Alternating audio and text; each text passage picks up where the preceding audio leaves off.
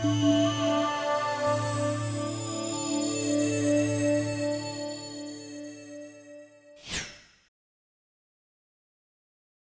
Friends, reel Flix മലയാളത്തിൻ്റെ ഏറ്റവും പുതിയ എപ്പിസോഡിലേക്ക് നിങ്ങൾക്കേവർക്കും സ്വാഗതം. ഫ്രൈഡേ ഫിലിംസിൻ്റെ ബാനറിൽ വിജയ് ബാബു നിർമ്മിച്ച് മനു സ്വരാജ് സംവിധാനം ചെയ്ത പടക്കളം എന്ന സിനിമയിലെ ഏതാനും ചില രസകരമായ സംഭവങ്ങൾ നമുക്കൊന്ന് നോക്കാം. സുരാജ് വെഞ്ഞാറമൂട്, ഷറഫുദ്ദീൻ, സന്ദീപ് പ്രദീപ് തുടങ്ങിയവരാണ് മുൻനിര കഥാപാത്രങ്ങളെ ചെയ്തിരിക്കുന്നത്.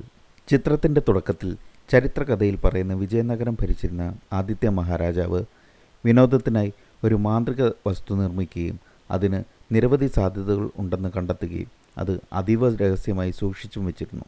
ഈ രഹസ്യം ടിപ്പു സുൽത്താൻ അറിയുകയും ആദിത്യ മഹാരാജാവിനെ കപടതന്ത്രങ്ങളാൽ കീഴ്പ്പെടുത്തി ആ വസ്തു സ്വന്തമാക്കി. പിന്നീട് ടിപ്പുവിൻ്റെ പടയോട്ടക്കാലത്ത് ഇതിനെ ഒരു സുപ്രധാന വസ്തുവാക്കി മാറ്റിയിരുന്നു. ശേഷം തിരുവിതാംകൂർ ഭരിച്ചിരുന്ന കാർത്തിക തിരുനാൾ മഹാരാജാവ് മഹാമന്ത്രവാദിയായ കരിങ്കുട്ടിയുടെ സഹായത്താൽ ടിപ്പുവിനെ തോൽപ്പിച്ച് ഈ വസ്തു സ്വന്തമാക്കുന്നു. അതിൻ്റെ അപകടം മനസ്സിലാക്കിയ രാജാവ് അത് മറവ് ചെയ്യുകയും യഥാസ്ഥാനം താളിയോലയിൽ അടയാളപ്പെടുത്തുകയും ചെയ്തു. നൂറ്റാണ്ടുകൾക്ക് ശേഷം ഒരു വ്യക്തി ഈ വസ്തുവിൻ്റെ രഹസ്യ സ്വഭാവം മനസ്സിലാക്കി വരികയും അത് കൈക്കലാക്കുകയും ചെയ്യുന്നു. ഇത് സ്വന്തമാക്കിയ ആൾ ഷറഫുദ്ദീൻ അവതരിപ്പിച്ച രഞ്ജിത്ത് എന്ന കഥാപാത്രമാണ്. ആ വസ്തു മറവ് ചെയ്തിരിക്കുന്നത് ഈ ചിത്രത്തിൽ കാണിക്കുന്ന കോളേജിൻ്റെ മുന്നിൽ സ്ഥാപിച്ച ആ സ്മാരകത്തിലായിരുന്നു. തലമുറകൾക്ക് ശേഷം ഇത് തന്നെയാണ് സംഭവിക്കുന്നതെന്നും മനസ്സിലാക്കി തരുന്ന സംഭവവികാസങ്ങൾ സിനിമയിലുടനീളം കാണാൻ സാധിക്കുന്നു. ആദിത്യ മഹാരാജാവിൻ്റെ സ്ഥാനത്ത് രഞ്ജിത്ത് സാറും പിന്നീട് അദ്ദേഹത്തിൻ്റെ കയ്യിൽ നിന്നും വെട്ടിപ്പിടിച്ച ടിപ്പു സുൽത്താൻ്റെ സ്ഥാനത്ത് ജിതിനും അവസാനം എല്ലാം ശുഭമാകണമെന്നാഗ്രഹിച്ച കാർത്തിക തിരുനാൾ മഹാരാജാവിൻ്റെ സ്ഥാനത്ത് ഷാജി സാറുമാണ്. ഈ രാജാക്കന്മാരുടെ നന്മതിന്മകൾ കഥാപാത്രങ്ങളിൽ ഉടനീളം കാണുവാൻ സാധിക്കുന്നു. സിനിമയിലെ മാജിക് ബോക്സ് തുറക്കുമ്പോൾ ആനയുടെയും കുതിരയുടെയും സിംഹത്തിൻ്റെയും കരുക്കൾ ഇവരെ മൂന്നുപേരെയും റെപ്രസെൻ്റ് ചെയ്യുന്നു. ആന ഷാജി സാറിനെയും കുതിര ജിതിനെയും സിംഹം രഞ്ജിത്ത് സാറിനെയും സൂചിപ്പിക്കുന്നു.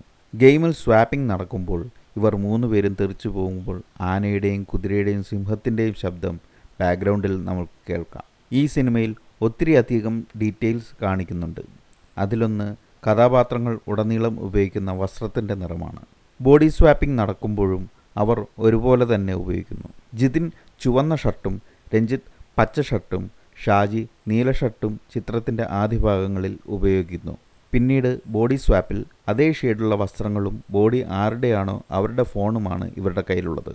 ചരിത്രത്തിൽ കരിങ്കുട്ടിയുടെ സഹായത്താൽ ആണ് ഈ ഗെയിം കൂടുതൽ അറിയുന്നത്. അതേ ക്യാരക്ടർ സിനിമയിൽ കണ്ണനായിട്ടാണ് വരുന്നത്. കണ്ണനാണ് ജിതിനെയും ഷാജിയെയും ഗെയിമിൽ സഹായിക്കുന്നത്.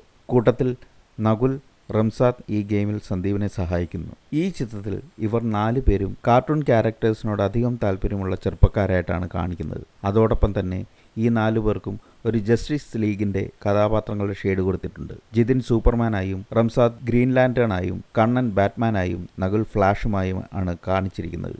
ഈ ചിത്രത്തിൽ സൂപ്പർമാനായ ജിതിനെ സഹായിക്കുവാൻ മറ്റു 3 പേരും എപ്പോഴും തയ്യാറാണ്.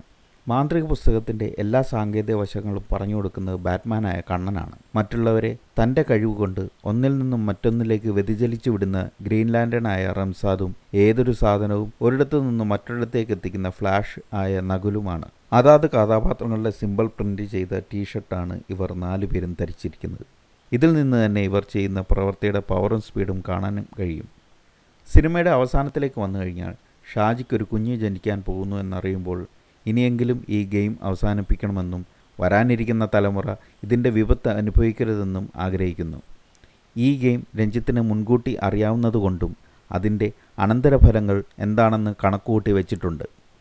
തൻ്റെ ആയുസ് തീരാൻ പോകുന്നു എന്ന് മനസ്സിലാക്കിയതും ഈ ഗെയിമിൽ സംഭവിച്ച അവസ്ഥ രഞ്ജിത്തിന് ഗുണമേ ചെയ്യുന്നുള്ളൂ എന്ന് മനസ്സിലാക്കിയ ശേഷം ചില സീനുകളിൽ അയാൾ ചിരിക്കുന്നത് വളരെ വ്യക്തമായി നമുക്ക് കാണാൻ സാധിക്കും. ക്ലൈമാക്സിൽ കാണിക്കുന്ന പാട്ടിൻ്റെ വരികൾ ഈ ഗെയിമിൻ്റെ തീവ്രത കാണിക്കുന്നു. പാട്ടിൻ്റെ പിന്നിലെ സ്ക്രീനിൽ കാണിക്കുന്ന ചിത്രങ്ങൾ യുദ്ധത്തിൻ്റെ ചിത്രങ്ങളാണ്. അതിൽ ആനയും കുതിരയും കാണിക്കുന്നുണ്ട്.